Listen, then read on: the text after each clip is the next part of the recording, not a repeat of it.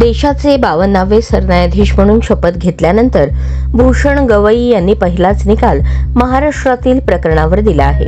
विशेष म्हणजे तत्कालीन महसूल मंत्री नारायण राणेंना दणका देत सरन्यायाधीशांनी 30 वर्षांपूर्वीच्या खटल्यात महत्त्वाचे निर्देश दिले आहेत।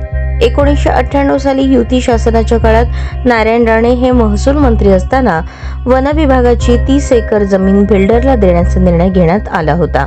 सरन्यायाधीश भूषण गवई यांनी राणेंना घेतलेला हा निर्णय रद्द केला आहे। तसेच पुण्यातील ती जमीन पुन्हा वन विभागाला देण्याचे आदेशही त्यांनी दिले आहेत। त्यामुळे सरन्यायाधीशांच्या पहिल्याच निर्णयात भाजप खासदार आणि माजी मुख्यमंत्री नारायण राणेंना दणका बसला आहे।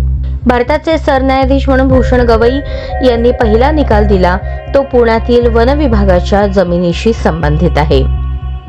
वन विभागाची पुण्यातील 30 एकर जागा बिल्डरला देण्याचा निर्णय म्हणजे राजकारणी, प्रशासकीय अधिकारी खासगी बिल्डरसोबत कसे काम करतात याचं ढळढळीत उदाहरण आहे, असेही भूषण गवई यांनी निर्णयात म्हटलं आहे।